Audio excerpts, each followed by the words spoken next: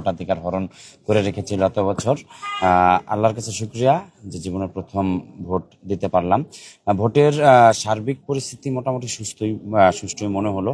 আমার presiding officer যারা আছেন তাদের সাথে কথা হলো, ভিতরের এজেন্টের সাথে কথা হলো। শুধু একটি অসঙ্গতি পেলাম।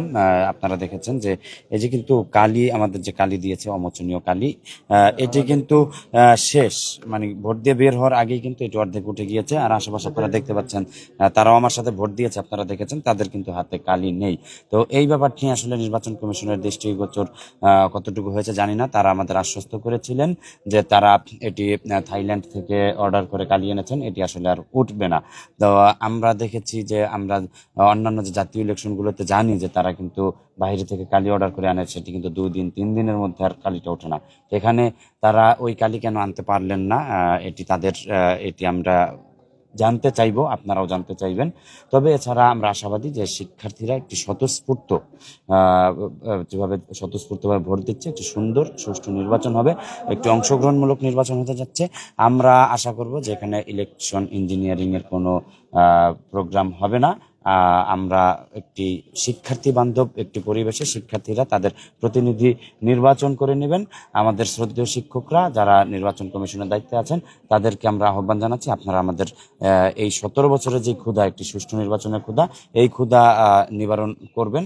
আপনারা এখানে কোনো আমাদের আমানত খেয়ানত করবেন না। বিজয়ের ক্ষেত্রে আপনারা কতটুকু আশাবাদী? আমরা সবাই ফলাফলের ব্যাপারটা মেনে নেবেন কিনা? ভাই আরেকটু সাথে একটু সম্প্রতি যে আমরা নির্বাচনের একটা ফলাফল দেখলাম চট্টগ্রামে, সেটির আসলে কোনো প্রভাব এখানে পড়বে কিনা বলে বিজয়ের ব্যাপারে যে কথা, যে আমরা কিন্তু আমাদের প্যানেল ঘোষণা হওয়ার পর থেকে আপনারা দেখতে পাচ্ছেন যে সাধারণ শিক্ষার্থীদের মধ্যে কিন্তু আমাদের একটি গ্রহণযোগ্যতা বেড়ে গিয়েছে। কারণ আমাদের যে প্যানেল, এই প্যানেলটি কিন্তু একটি ইনক্লুসিভ প্যানেল করা হয়েছে। আমাদের সেই ফ্যাসিবাদ আমলের নির্যাতিত ছাত্রনেতা এবং গণ অভ্যুত্থানের যারা সম্মুখ সারি যোদ্ধা ছিলেন, তাছাড়া সম্পাদক মণ্ডলীয়তে যার যার অবস্থান থেকে, যার যার পদের বিপরীতে মেধার স্বাক্ষর রাখা এবং একজন সুপারস্টার কিন্তু আমরা এনেছি। আমাদের ক্রীড়া সম্পাদক নার্গিস থাকেন, তিনি বাংলাদেশ জাতীয় নারী ফুটবল টিমের সদস্য। তো এক্ষেত্রে আমি তো তার চেয়ে ভালো ক্রীড়া সম্পাদক আমি নিজে দেখছি না। তো এরকম আমরা প্রতিটি পদের বিপরীতে আমরা যেমন আমাদের তারকাগুলোকে এনেছি, সেক্ষেত্রে আমরা শিক্ষার্থীদের ভালোবাসাও পেয়েছি।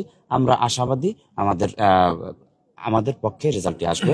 এবং আপনারা যে কথাটি বললেন যে ডাকসু, আমরা আসলে এখানে কিন্তু জাকসুর যারা ভোটার, ডাকসুর যারা ভোটার, চাকসুর যারা ভোটার, তাদের কেউ কিন্তু রাকসুতে ভোটার নয়। সুতরাং আপনারা জানেন রাজশাহী বিশ্ববিদ্যালয় স্বায়ত্তশাসিত প্রতিষ্ঠান, এখানে আমাদের সব আলাদা। আমি একটু বলি, গতকালকে ছাত্রদল সমর্থিত ছাত্রদলের কেন্দ্রীয় নেতারা শাহবাগ অবস্থান করেছে।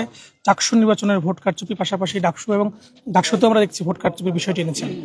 এবং আজকে আপনারা এখানে ভোট কারচুপির কোনো বিষয় আনছেন কিনা? কালকে দেখছিলাম যে চট্টগ্রামে ছাত্রদল বেশ আগে থাকার পরে অনেকটা পিছিয়ে গেছে। আমরা এখনো পর্যন্ত সুষ্ঠু পরিবেশে নির্বাচন হচ্ছে আমরা দেখছি। তো শুধু একটি যে অমোচনীয় কালী, এক্ষেত্রে কেউ যদি দ্বিতীয়বার ভোট দেওয়ার চেষ্টা করে, আমি মানে জাল ভোট দেওয়ার চেষ্টা করতেই পারে, যেহেতু কালি থাকছে না। তো সেক্ষেত্রে আপনাদেরকে এবং আমাদের যারা ভিতরে প্রিজাইডিং অফিসার এবং দায়িত্ব যারা আছেন পোলিং এজেন্ট, তাদেরকে সর্বোচ্চ সতর্ক থাকার আহ্বান জানিয়েছি। আর কারচুপির ব্যাপারটা এখন আমাদের চোখে কিন্তু পড়েনি। তবে পরবর্তীতে যদি এরকম কোনো ষড়যন্ত্র আমাদের সামনে আসে, ইলেকশন ইঞ্জিনিয়ারিং বা এরকম কারো হস্তক্ষেপ সামনে আসে, আমরা অবশ্যই আপনাদেরকে জানাবো। ঠিক আছে।